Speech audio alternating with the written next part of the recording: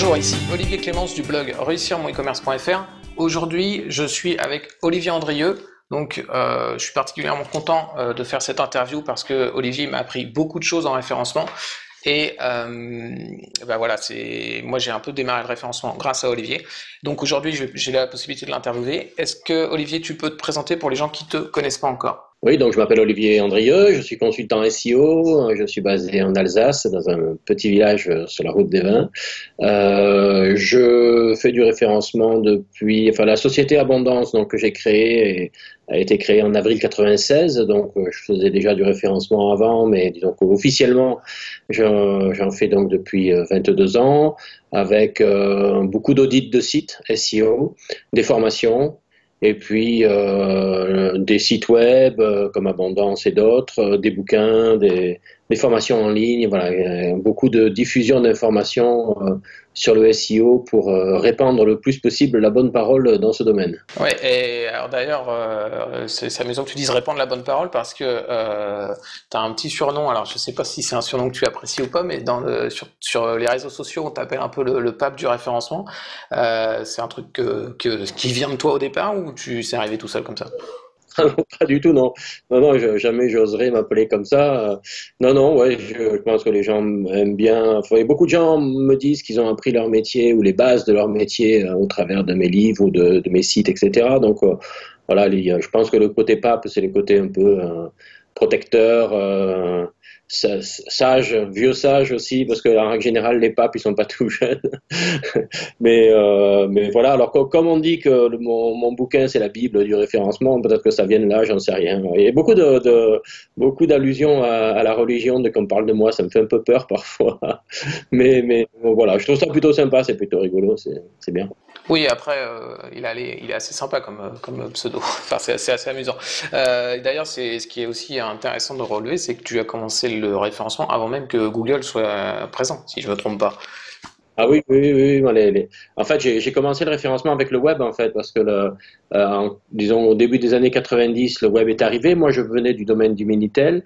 Donc, finalement, le web était quelque chose enfin, une transition assez logique hein, du Minitel vers le web. Donc, tout de suite, je me suis intéressé à ça, au langage HTML, etc.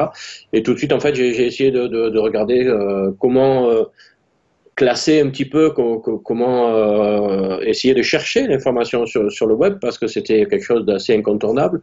Et donc il y avait les annuaires à l'époque, il y avait Yahoo, surtout Yahoo. Enfin il y avait l'Open Directory aussi, et puis il y avait les premiers moteurs. Et les premiers moteurs c'était FOSS, Lycos, Webcrawler qui je crois était vraiment le premier moteur. Alta Vista est arrivé en 95 et en fait Google n'est arrivé qu'en 98, donc ça faisait déjà pas mal de temps que je faisais du référencement, et donc bon bah, le métier c'est adapté hein, bien sûr au moteur Google qui a quand même marqué un grand changement hein, dans le métier, puisque c'était vraiment le premier vrai moteur de recherche pertinent post-Alta Vista qui est arrivé sur le web en 98. Ouais. Oui, les choses ont bien évolué depuis. D'ailleurs, et c'est aussi pour ça que tu es réputé dans la sphère du SEO, c'est parce que sur ton site Abondance, on peut justement facilement suivre, enfin, tu te tiens très à jour de tout ce qui est évolution des moteurs de recherche, et c'est un bon moyen de se tenir au courant, quoi. Ouais, en fait, je fais 2 heures de veille chaque jour, donc c'est en fait, je travaille chez moi, donc je suis au bureau assez tôt le matin, à 7 heures du matin, et de 7 heures à 9 heures, en fait, je fais ma veille, donc j'essaie de voir ce qui s'est passé, les tests que j'ai pu faire aussi, ou lire la presse, souvent anglo-saxonne, sur ce qui s'est passé. En fait, je me dis qu'autant, tant qu'à faire une veille, autant que tout le monde en profite.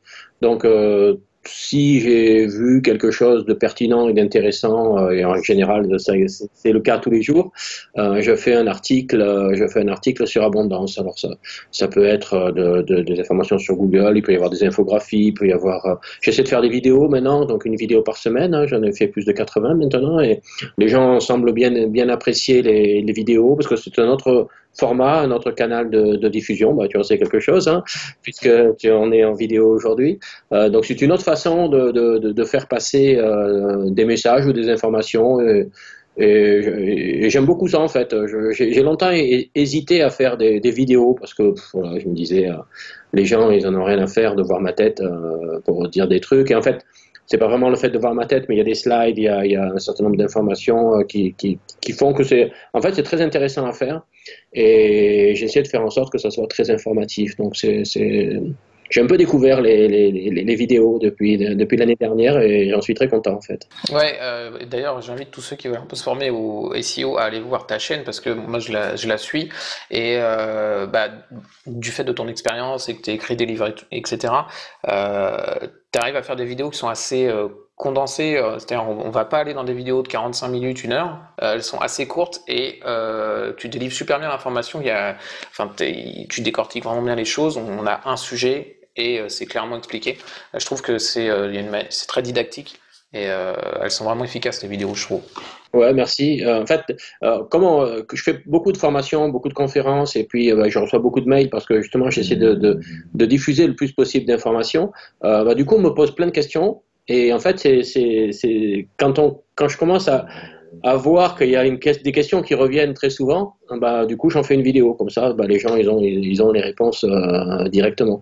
Donc, c'est vraiment pour répondre aux questions les plus souvent posées par les gens, que ce soit dans les formations, les conférences ou via numérique ou sur les réseaux sociaux aussi, ou dans les commentaires de mes articles, etc. Donc, il y a vraiment plein de retours d'expérience ou de questions qui arrivent. Et voilà, le but, c'est vraiment de répondre aux questions des gens. Ok, ça tombe bien parce que c'est une bonne transition avec la question que je voulais te poser. Alors moi, les personnes qui me suivent, c'est essentiellement des e-commerçants. Et du coup, je voulais te poser la question, si tu te mettais à la place d'un e-commerçant qui se lance et qui n'a pas forcément énormément de moyens, en gros, qui veut peut-être faire un peu les choses par lui-même sans forcément dépenser énormément d'argent, qu'est-ce que tu lui conseillerais de commencer à faire pour justement commencer à essayer de ressortir un petit peu sur les moteurs de recherche et obtenir un peu de trafic? Ah, c'est une bonne question. Je pense que le maître mot aujourd'hui du SEO, c'est la qualité. C'est vraiment important. Donc chronologiquement, j'essaierai déjà de faire en sorte que mon site, alors imaginons, hein, je vais me lancer, le site n'est pas encore en ligne, donc le premier truc à faire, c'est d'avoir un site qui est vraiment techniquement Google friendly. Donc il y a des balises, l'information se trouve assez facilement aujourd'hui, hein. Il y a des balises à mettre en place, il y a des zones chaudes dans les pages, il y a des façons de faire les sites qui sont importantes et qui sont Google friendly, qui vont faire en sorte que le site sera réactif par rapport aux critères de pertinence de Google. Donc on pourra en reparler tout à l'heure. L'idée, c'est d'abord la technique. Voilà, là, il faut que le site soit réactif et soit bien fait, conçu pour Google. Pour l'internaute, évidemment, c'est logique, mais aussi pour Google. Donc la partie technique, c'est un prérequis. Normalement, on commence par ça et on voit la suite après. Une fois que le site, techniquement, il a été mis en place et bien fait, il y a le contenu éditorial. Notamment sur une boutique, c'est important, hein. Il y a 3 endroits en fait où le contenu est important. La page d'accueil. Sur la page d'accueil, il faut expliquer ce qu'on fait. Souvent sur la page d'accueil, on met des produits, on met un certain nombre de choses, on met du contenu qui est très volatile en fait, qui est très éphémère. Ça c'est bien, il faut le faire, mais il faut aussi qu'il y ait du contenu fixe dans le temps. Il faut que Google, quand il lit la page d'accueil aujourd'hui, comprenne ce que vous vendez. Et quand il lit la page d'accueil dans un mois, il faut qu'il ait le même texte qui lui explique toujours quel type de site vous êtes et quel type de produit vous vendez. Donc il peut y avoir du contenu volatile sur la page d'accueil, ça c'est bien, c'est normal, c'est une page d'accueil qui vit, mais il faut aussi du contenu fixe qui va expliquer qui vous êtes et ce que vous faites. Et ce que vous vendez, quels sont les types de produits. Donc, et ça, ce contenu, il doit pas bouger d'un jour à l'autre. C'est important parce que c'est des choses qui manquent souvent. Alors, parfois, on a des pages web qui n'ont pas de texte, c'est pas bon. Parfois, il y en a, mais pas assez. Parfois, il y en a, mais c'est trop volatile, trop éphémère. Si Google arrive sur votre site aujourd'hui et que demain, il vient sur la page d'accueil, il a un texte complètement différent, il ne va rien comprendre. Il n'y a aucun suivi dans l'analyse sémantique. Donc, il faut qu'il comprenne au fil du temps que votre site, il est toujours là, il vend toujours des types de produits. Donc ça, c'est la page d'accueil qui est importante. Donc au moins, alors moi je pars sur la base de 200 mots, hein, pour expliquer à Google ce qu'on fait sur le site. Après, il y a la page de liste. Sur une boutique, en règle générale, on a des listes de produits. Donc là, l'idée, c'est OK de dire, on vend je sais pas, des pâtés en roulettes ou je sais pas quoi. Il faut aussi du texte. Ici, entre le titre de la page, quelle est la catégorie, quel est le rayon, quelle est la gamme, et la liste de produits, il faut un texte aussi, 100-200 mots, pour expliquer. On dit qu'en fait que Google est un obsédé textuel, donc il faut que la page ait du texte à pile. Et donc, une page sans texte, il n'y a pas de texte à pile. Et une page avec du texte qui bouge tout le temps, il n'y a pas énormément de texte à pile. Donc il faut du texte statique, le nom de la catégorie, de la rubrique ou autre, de la gamme, un paragraphe de texte qui explique ce que sont ces produits, et ensuite la liste de produits. Et ensuite la fiche produit, bien sûr, la fiche produit qui est importante. Si vous mettez une fiche produit avec le nom du produit, la photo, le prix et un bouton mettre dans le panier, c'est ingérable. Il faut décrire le produit, il faut du texte, encore une fois, il faut donner du texte à pile aux pages. Et pour Google, alors, c'est pas uniquement, bien sûr, une question quantitative, mais au niveau quantité, plus il y en a, mieux c'est. Bien sûr, il faut qu'il y ait la qualité aussi, c'est normal. Il faut que ça soit quelque chose de parlant, de sexy, qui donne envie d'acheter, etc. Mais il faut du texte. Ce qui est important, c'est que il faut que les produits soient décrits avec du texte. Et c'est ça qui est difficile souvent sur une boutique, parce que ça prend énormément de temps. Et plus on a de produits, plus il faut délivrer du texte, et du texte original pour chaque produit. Donc ça c'est important. Donc premier point, la technique. Bon, ok, ça c'est évident. Enfin, c'est pas si évident que ça parce que tous les sites ne sont pas conçus pour Google. Mais enfin, c'est important. Du texte. Troisième étape, c'est un peu la pyramide du référencement avec ces trois angles, hein, la technique, le texte et les liens, bien sûr. Alors, plus vous ferez du contenu de qualité, plus vous aurez des produits de qualité, plus les liens arriveront d'eux-mêmes. On appelle ça le link bait, hein, le link baiting, c'est le fait que le contenu de qualité attire les liens de qualité. Parfois, ça suffira pas, alors il faudra partir à la chasse aux liens, des liens de qualité, des liens qui viennent de sites dans votre domaine, dans votre thématique, si possible dans votre langue, et qui potentiellement vont ramener du trafic. Le meilleur lien est le lien qui ramène du trafic, hein. On a en plus du trafic, et en plus des liens pour faire monter la popularité du site dans l'algorithme de Google. Donc voilà, les trois parties, et chronologiquement, c'est la technique. Bon, le site est techniquement bien conçu. Ensuite, le contenu de qualité. Et quand on a, alors c'est jamais fini, hein, mais enfin, quand on a mis en place un contenu de qualité, on va partir à la chasse aux liens, on va essayer d'obtenir des liens de qualité. Et ça, c'est un travail qui est tout le temps, qui est sans arrêt en fait, hein, puisqu'on a toujours besoin de liens. Autant un site, techniquement, une fois qu'il est fait, il est fait, quoi. On ne va pas le suroptimiser. Le contenu, on ne va pas le suroptimiser aussi. Quand il y a du texte, il est bien fait, ok, c'est bon. Par contre, le lien, c'est un travail qui s'arrête jamais, puisque plus on a de liens, et mieux c'est, hein. C'est clair. Alors je vais reprendre rapidement parce que du coup t'as dit beaucoup de choses, c'est normal, en référencement il y a beaucoup de choses à dire.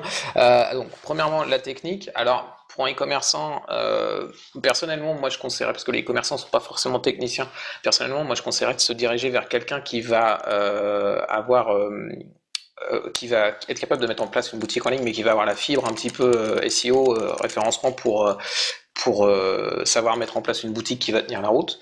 Après, derrière, tu parlais du texte, et c'est vrai que c'est quelque chose que j'ai constaté aussi, les commerçants se contentent un petit peu d'avoir juste un catalogue de produits, sans description, et c'est dommage parce que au-delà du fait que Google a besoin de texte pour comprendre, parce que même s'il va être capable d'analyser les produits qui apparaissent sur une catégorie, pour lui, c'est pas forcément évident de comprendre de quoi parle cette catégorie, ni même de quoi parle le site complètement avec la homepage, etc. Mais au-delà de ça, les prospects non plus, en fait, sont pas forcément capables de comprendre juste en voyant une liste de produits. Et bêtement, on le met pas. On va le mettre juste pour Google, alors qu'en fait, déjà, pour les utilisateurs, c'est quelque chose qui est important, en fait, le texte. Et c'est vrai que les e-commerçants l'oublient un peu trop souvent, je trouve. Et après, tu parlais donc d'obtenir des liens, et donc c'est une question en fait que j'avais après, mais je vais te la poser maintenant. Justement, donc obtenir des liens. Alors autant le texte, une fois que les e-commerçants l'ont compris, ils arrivent à le faire et en effet ça prend du temps. Donc moi je conseille de se donner un rythme en fait. On va faire X fiches produits par exemple par semaine et puis au fur et à mesure on aura un site qui sera de plus en plus complet. Euh, mais par contre les liens, c'est vrai que il y a une vraie difficulté pour les e-commerçants d'aller obtenir des liens, de faire parler de leur boutique. Est-ce que tu as des conseils à leur donner à ce niveau-là pour justement être capable de décrocher des liens et évidemment des liens de qualité? Ah, si je savais comment faire, je serais riche, je serais en ce moment sur un yacht aux Bahamas pour te répondre. Voilà, c'est évidemment la partie la plus compliquée, hein, et Google a rendu la partie, cette partie-là la plus compliquée parce que une époque c'était un peu open bar et tout le monde faisait un peu n'importe quoi dans le domaine avec des liens de très faible qualité. Donc il y a eu en 2012 ou 2013, je sais plus, le filtre Penguin qui a quand même pas mal calmé le jeu et je pense qu'il va y avoir encore cette année ou l'année prochaine d'autres filtres pour essayer de coincer les spammers qui font du lien factice. Donc l'idée c'est bien d'avoir peu de liens, enfin le plus de liens possible, mais c'est vraiment pas une question de quantité, c'est vraiment une question de qualité. Donc en fait, il n'y a pas, il y a pas de recette miracle, hein. Il y a pas de potion magique.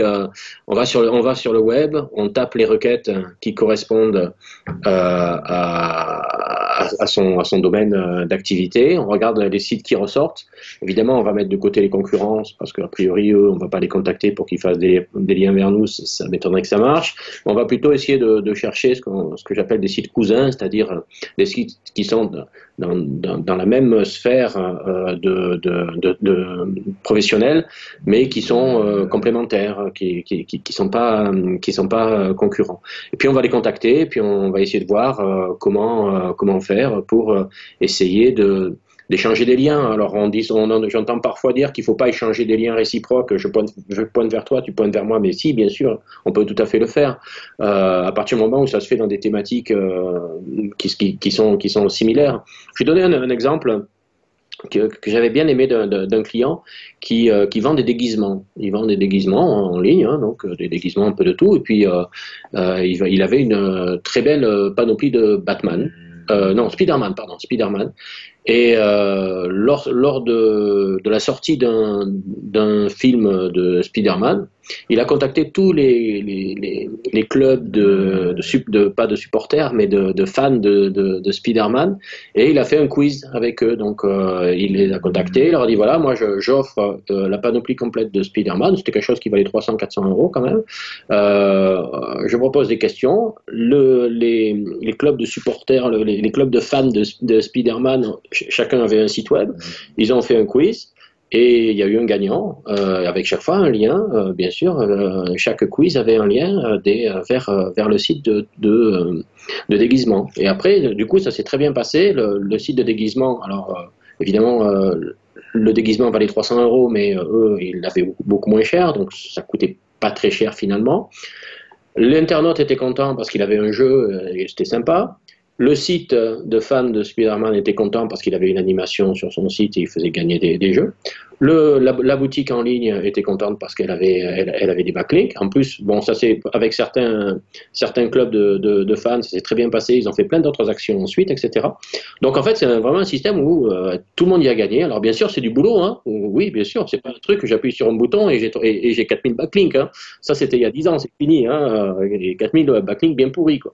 Non, ça c'est terminé. Ils ont eu une cinquantaine de backlinks, mais c'était surtout complètement dans la même thématique. En plus, eux, ils vendaient des déguisements, notamment de Spider-Man. Le lien pointait sur les déguisements de Spider-Man sur le site, et les sites qui faisaient les liens étaient complètement dans le même domaine. Donc vraiment, c'était génial, et leur référencement sur tout ce qui est panoplie de super-héros en règle générale, ou déguisements de super-héros, c'est très très bien passé. Voilà, c'est typiquement le genre de partenariat qu'on peut mettre en place et qui va être très très très intéressant pour le SEO.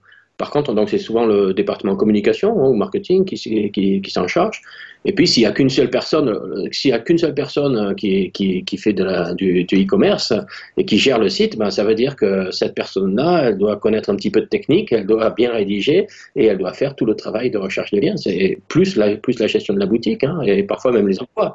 Donc le problème du référencement, c'est que ça regroupe trois métiers différents: la technique, la rédaction et le côté marketing, mise en place de partenariats, recherche de liens.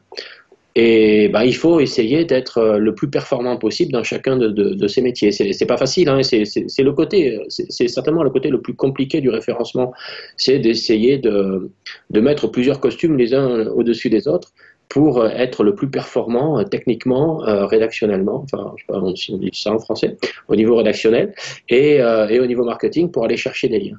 En termes de backlink, c'est vraiment l'occasion qui fait le larron. Je vends tel produit. Je vais essayer de contacter, alors peut-être des clients qui sont contents, qui vont peut-être faire un lien vers moi. Ça peut être intéressant de contacter tous les clients, les fournisseurs, si je me fournis chez chez d'autres sociétés pour mes produits. Voilà, il faut être inventif, il faut être original parfois, essayer de mettre en place des partenariats. Le gros problème du backlink, c'est que c'est super chronophage. Il n'y a plus de solution automatisée aujourd'hui qui permet de faire du lien, c'est chronophage. Donc, on se dégage du temps le plus possible. Et moi, je suis encore persuadé que plus le contenu est de qualité, et plus facile est la recherche de liens. Je donne un exemple. Mon site Abondance, il existe depuis 20 ans, hein, donc il est très ancien. J'ai jamais cherché un seul backlink de toute ma vie pour ce site. Je n'ai jamais fait de recherche proactive de backlink, il a quand même 1 million de backlinks. C'est le privilège entre guillemets, de l'ancienneté, mais après, tu es un peu aussi comme une marque, en fait, qui va être réputée, toi, du moins dans le domaine du SEO. Mais c'est du boulot et c'est 2 heures par jour. Je suis pas plus intelligent qu'un autre, hein. C'est juste que j'essaie de bosser pour améliorer le plus possible la qualité de l'information qui est délivrée sur mon site. Les gens aiment bien, et quand les gens aiment bien, alors ça peut être aussi intéressant de passer par les réseaux sociaux. Alors les liens depuis les réseaux sociaux ne seront pas pris en compte par Google, hein.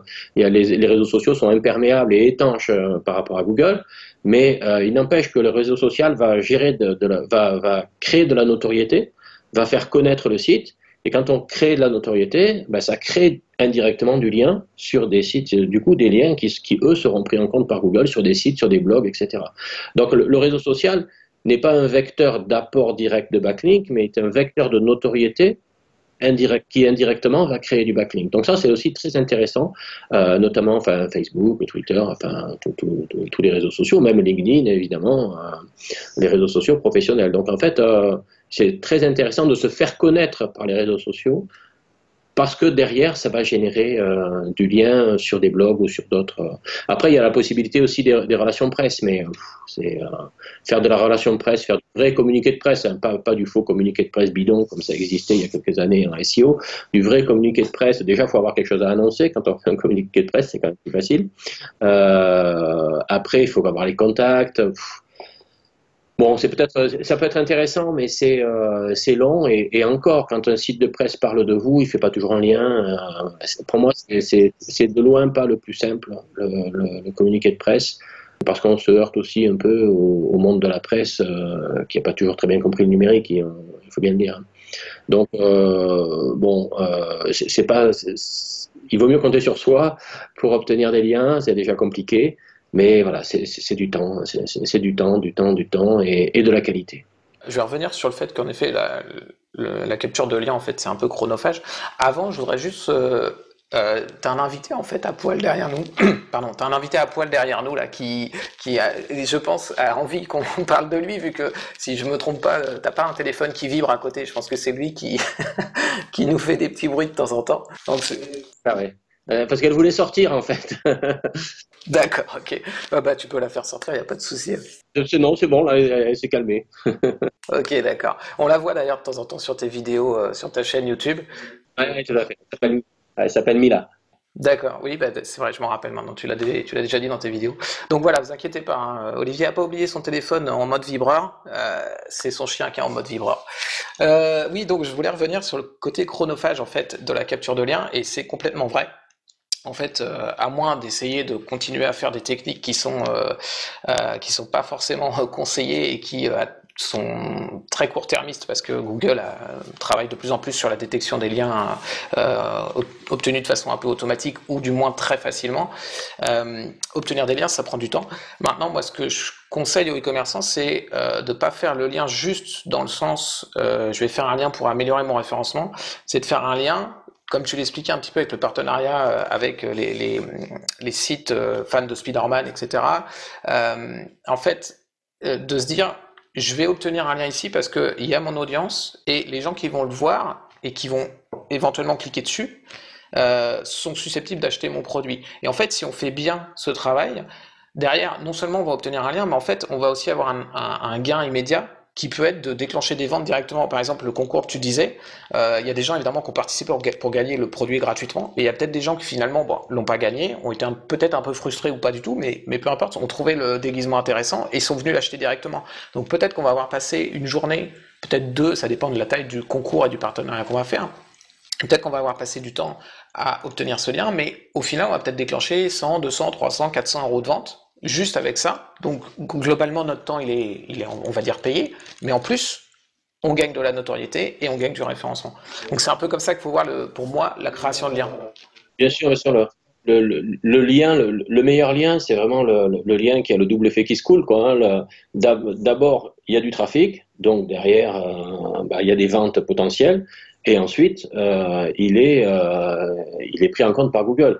Et je suis persuadé, moi, que Google ne prend pas en compte de la même façon un lien qui n'est jamais cliqué et un lien qui est cliqué.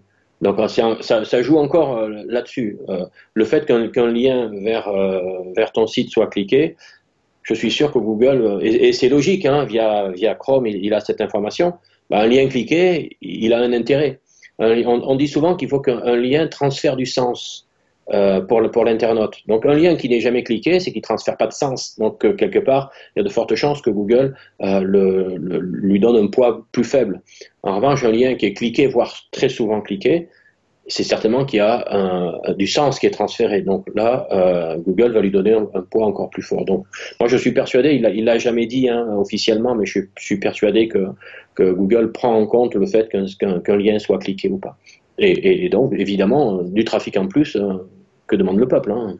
Oui, et ça répond aussi un peu à la question qu'on peut se poser parfois, est-ce qu'un lien est de qualité ou est-ce qu'un lien n'est pas de qualité? En gros, si le lien il est cliqué, c'est que clairement il va être de qualité vu qu'il a intéressé des gens. Bien sûr, clairement. Ok, bon, déjà on a dit pas mal de choses. Est-ce que tu aurais 3 erreurs que tu vois très régulièrement? Alors tu disais tu fais des audits, donc je suppose que tu fais aussi des audits de site e-commerce. Alors après, ça peut être simplement du on-site, donc des problèmes sur le site ou des problèmes en dehors du site. Est-ce que tu aurais 3 erreurs que tu vois vraiment fréquemment chez les e-commerçants et qui sont assez simples à résoudre? Oui, alors ce que je vois souvent, c'est la navigation à facettes, souvent, qui est indexée. La navigation à facettes, par exemple, sur un site qui vend des vêtements, on va pouvoir filtrer en fonction de la taille, en fonction de la couleur, en fonction du prix, plus ou moins cher, etc.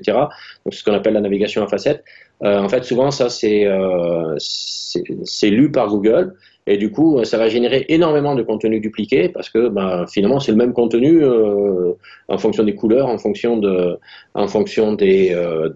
prix, etc. Mais finalement, c'est le même contenu qui est retrié et réaffiché. Donc ça, normalement, il faut inhiber la navigation en facettes. Il ne faut pas que Google la voie. Donc il y a des façons techniques de le faire.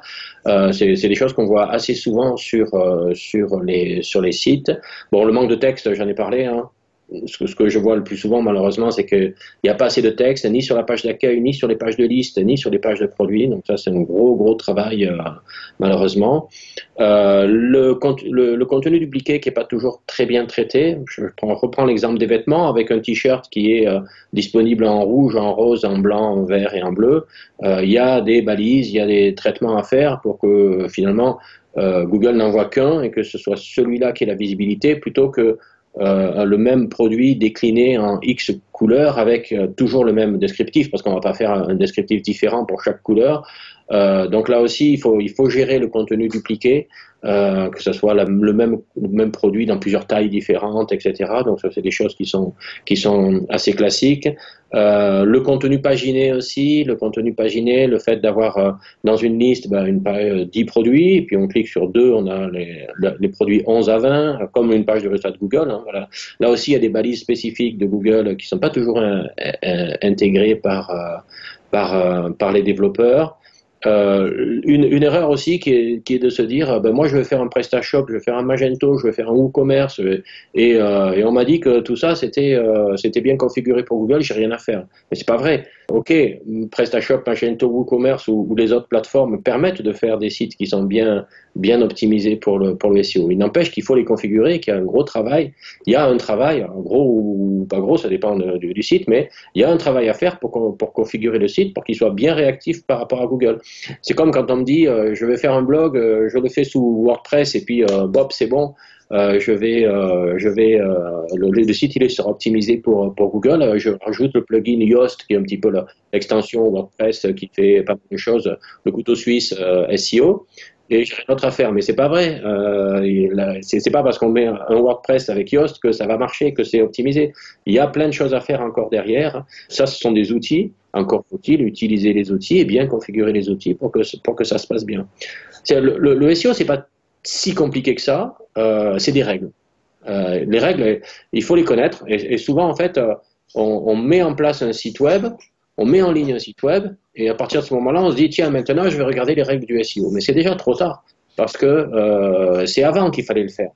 Plus, et ça c'est quelque chose que je vois assez souvent dans les audits que je fais, on me demande de faire un audit une fois que le site est en ligne. Or, c'est vraiment, si je m'adresse aux gens qui regardent cette vidéo et qui ont un projet de boutique, si vous avez un projet de boutique, plus vous allez mettre de SEO en amont, avant la mise en ligne, et mieux ça se passera, parce qu'après, sinon, vous allez être obligé de tout casser pour mettre en place les règles du SEO. Faites les choses le mieux possible en amont. Prenez peut-être une ou 2 semaines de plus, mais regardez les règles à mettre en place sur le site et ne mettez en ligne le site que lorsque vous avez un feu vert, lorsque vous êtes sûr que vous pouvez mettre un feu vert SEO en disant ok, mon site techniquement, il est bon, il est Google friendly. Après, le contenu et les liens, tout ça, c'est au fur et à mesure, c'est pas un problème. Mais plus, au niveau technique, balises, etc., navigation, etc., quelque chose qui est très intéressant aussi, c'est de mettre en place un plan de site pour les internautes. Donc, je ne parle pas du sitemap XML pour les gens qui connaissent un petit peu le truc, mais c'est je vais sur la page d'accueil, j'ai un lien plan du site, et je clique et je vais avoir une liste de produits ou une liste de liens, etc.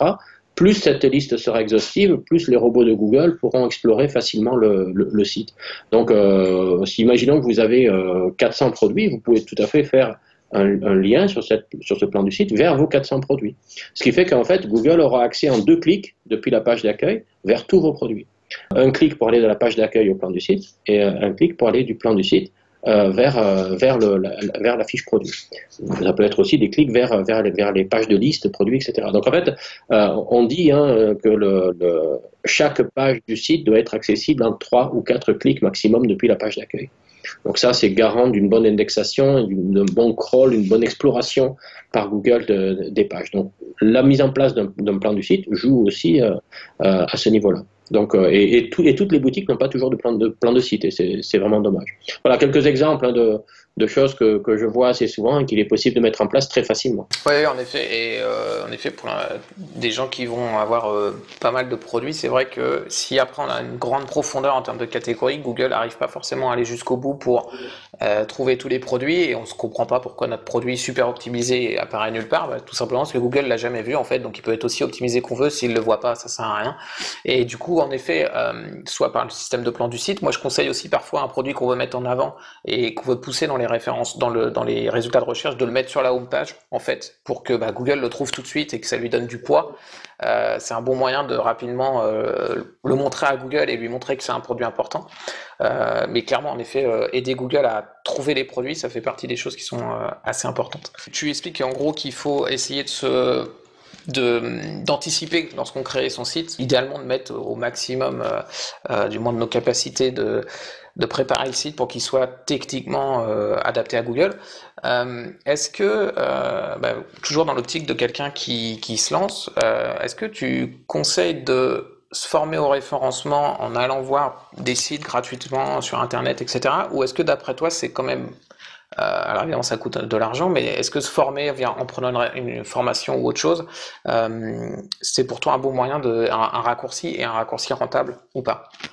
Moi, je crois que la formation est vraiment un raccourci rentable. Ça coûte pas non plus très très cher. C'est pas énorme les coûts. Le problème, en fait, si on se forme sur le web, c'est qu'on va avoir, comme le SEO n'est pas une science exacte, on va avoir des informations. On va lire un peu tout et son contraire tout le temps. Et en fait, c'est difficile d'avoir une information fiable. C'est difficile de se faire sa propre opinion. Ce qui est important en SEO, c'est d'emmagasiner un certain nombre d'informations et de se faire sa propre information, sa propre formation, sa propre opinion et ses propres tests, etc. Mais pour ça, il faut avant emmagasiner un certain nombre d'informations. Le problème, c'est sur le web, on trouve tout et n'importe quoi. Mais vraiment, parfois, c'est vraiment n'importe quoi. Donc, c'est difficile de savoir qui croire. Donc, à un moment donné, je crois il faut prendre une formation qui va permettre d'avoir les fondamentaux. Ça peut être une formation en ligne, ça peut être des bouquins, ça peut être une formation en présentiel, enfin il y a tout un tas de possibilités, mais à chaque fois une seule source d'information, parce que sinon je suis sûr qu'on peut passer une semaine entière à lire des trucs sur le SEO, à la fin de la semaine on ne saura pas qui croire, quoi croire, parce qu'il y a de tout, quoi. Donc faire une formation, je pense que c'est bien pour avoir les fondamentaux. À partir de ce moment-là, on peut effectivement lire, il y a combien de sources d'informations sur le SEO en français et en anglais. Franchement, si on lit 5, 6, 7, 8 sites, une ou deux fois par semaine, c'est bon, on a l'info, quoi. Hein. Il n'y en a pas non plus 10 000. Et certainement, il n'y a pas que le mien aussi, que les miens. Donc voilà, on fait une petite veille, bien comme il faut, et puis à partir de ce moment-là, on évolue. Mais après, on évolue à partir de sa propre expérience. Mais je pense qu'au départ, il faut qu'il y ait des fondamentaux, il faut asseoir ces fondamentaux. Et je suis pas sûr que de butiner un petit peu partout sur le web, ça permette, on va perdre un temps fou, quoi. Alors qu'avec une formation, ben au moins on fait les choses proprement dès le départ. Mais ça ne veut pas dire après qu'on va suivre aveuglément ce qu'on a appris dans la formation. Ça veut dire qu'on a les bases et on fait après sa propre opinion, sa propre vision du métier. Ouais, je suis assez d'accord en fait avec ce point de vue et en effet il y a tout sur le web en termes de référencement et c'est pas forcément un mauvais travail de certaines personnes ou une mauvaise volonté, c'est que déjà le référencement évolue vite donc peut très bien arriver sur un article qui n'est absolument plus à jour et qui va faire plus de mal que de bien et au-delà de ça il y a parfois des choses qu'on va lire et qui sont encore trop complexes pour nous et on va mal les appliquer et faire plus de dégâts qu'autre chose en référencement. Et en effet, je pense que commencer par une formation qui va nous expliquer en gros c'est quoi le référencement, comment ça fonctionne, quels sont les fondamentaux qui, même si Google évolue, ces fondamentaux sont les mêmes depuis le début. Euh, et, euh, et à partir de là, en fait, en se référant toujours aux fondamentaux, on va pouvoir se dire, ok, cet article-là a l'air cohérent par rapport à ce que moi j'ai compris du référencement. Moi, c'est comme ça que je comprends ce que tu dis, et c'est comme ça que moi j'essaie de l'expliquer aux e-commerçants pour éviter de perdre trop de temps, quoi. Puis la formation, elle est normalement évolutive et structurée.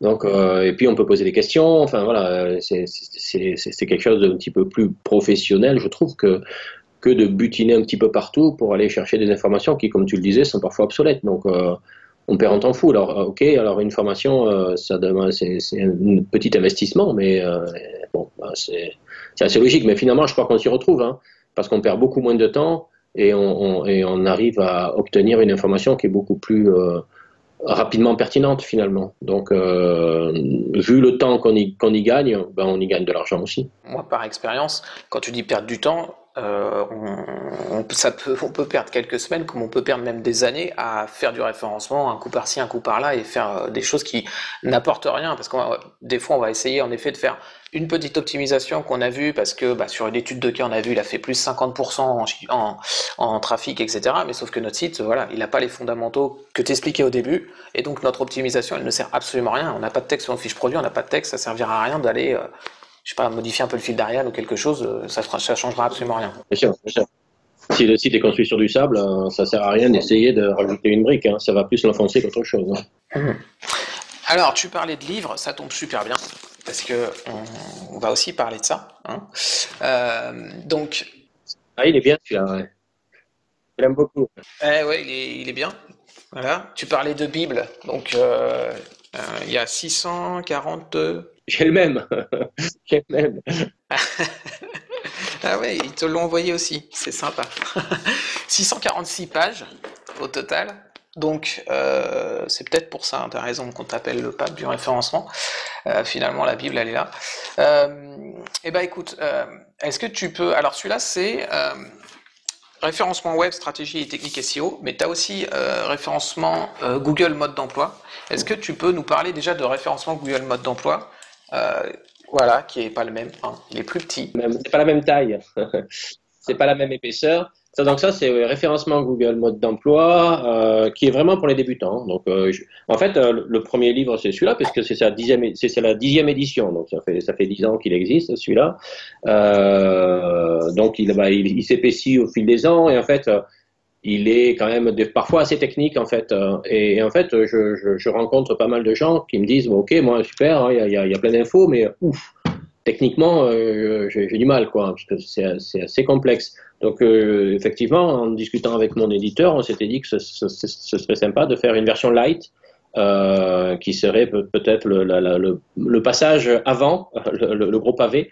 Donc voilà, ça c'est référencement Google mode d'emploi et c'est bon du coup beaucoup plus fin et c'est en français. Hein, il n'y a pas de termes techniques. C'est comment optimiser un site sous WordPress, ou sur n'importe quelle plateforme en fait, hein, mais c'est écrit avec des mots simples.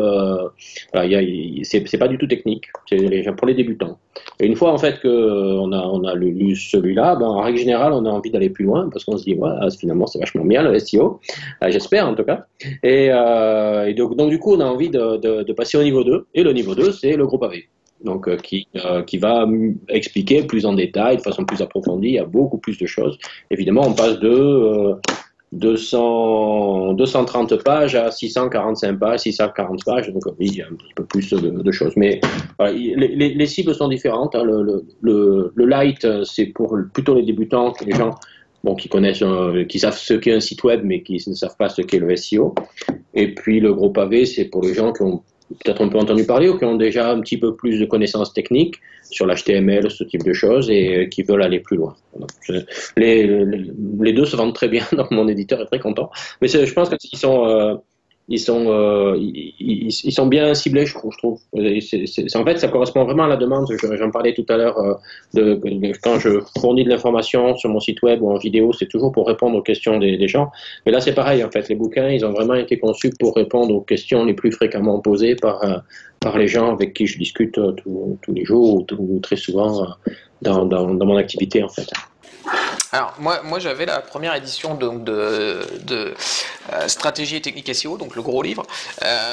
Alors j'avais la première édition, donc comme je dis, ça remonte à 10 ans. Moi de mémoire, en fait, c'est vraiment un livre où je me replongeais dedans régulièrement. J'allais revoir la table des matières et dire bon ok là ça correspond à ce que j'aimerais faire, je vais aller regarder. Est-ce que du coup l'autre livre, donc plutôt pour les débutants, c'est plutôt un livre que tu vas lire pour comprendre le référencement et tu vas peut-être le lire de A à Z, et l'autre tu l'utilises comme ça, comme moi je l'ai fait sur la première édition. Ouais. Oui, oui, complètement, ouais, ouais. Oui, le premier, c'est ouais, ok, je l'ai lu, j'ai bien compris. Alors, on va peut-être repiocher des trucs dedans, hein, c'est clair. Mais effectivement, c'est comme tu dis, normalement en lisant le premier, on a compris les grands concepts du référencement et les grands fondamentaux. Et le deuxième, oui, c'est j'ai besoin d'un truc, hop, je regarde l'index, je regarde la table des matières et je vais regarder le code qui va bien, ou des informations plus précises en fait, hein, parce que l'idée c'est vraiment d'aller le plus précisément possible dans le domaine du SEO. Donc, il y a beaucoup de gens d'ailleurs qui me disent que le gros pavé, ils l'ont sur une étagère à côté du bureau et ils le prennent dès qu'ils en ont besoin en fait. D'accord. Et donc le SEO ça bouge tout le temps. Donc le format papier c'est très intéressant, très sympa, mais alors du coup il faut quand même que ce soit maintenu à jour.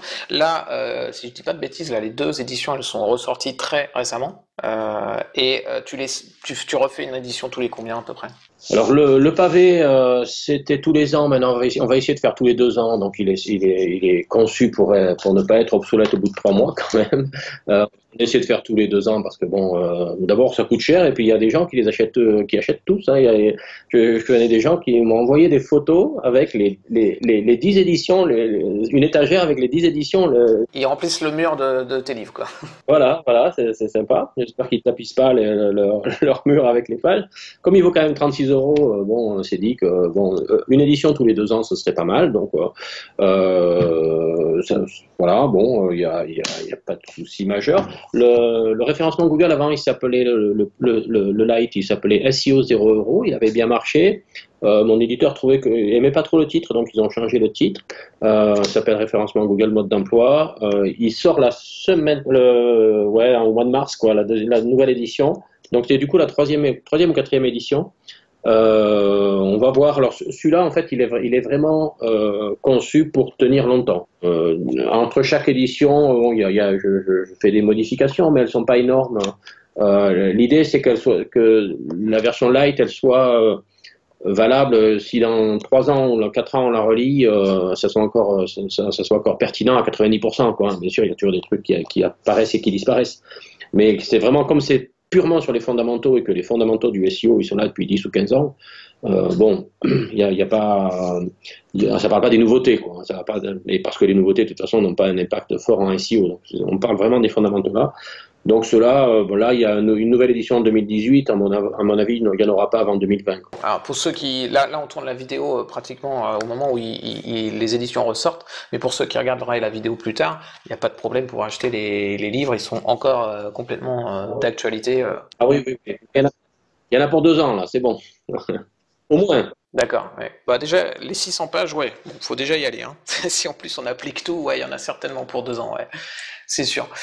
Ok, et ben écoute, après, donc, bon, je pense que tu as un peu répondu à la question, mais je l'avais prévu. Alors, les commerçants qui veulent se lancer dans le référencement, tu leur conseillerais donc déjà de commencer par ton livre pour les débutants, le petit, et d'enchaîner après derrière sur le plus gros pour optimiser leur site. Oui, si on n'a pas si on n'a pas de connaissances, alors je suis persuadé que le gros, on peut le lire hein, de A à Z, mais bon, voilà, c'est un gros pavé. Bon, tant qu'à faire, autant lire un Dan Brown, ça sera plus facile. C'est possible, hein, c'est très progressif, le bouquin est très progressif, mais ça peut faire un peu peur quand même. Et puis tout le monde n'a pas besoin d'aller dans la technique pure et dure. Donc, si vous savez que vous allez aller dans la technique pure et dure, vous pouvez tout de suite acheter le gros. Hein. Enfin, j'ai l'impression d'être commercial, là, le vendeur de bouquins. Pas trop mon truc en plus.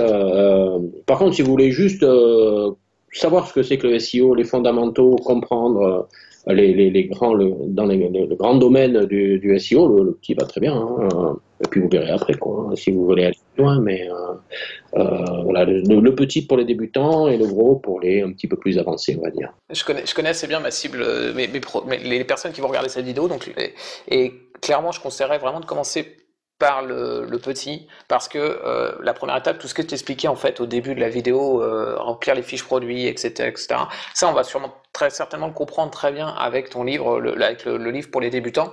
Et après, un e-commerçant n'a pas forcément vocation à aller mettre les doigts dans le code, etc.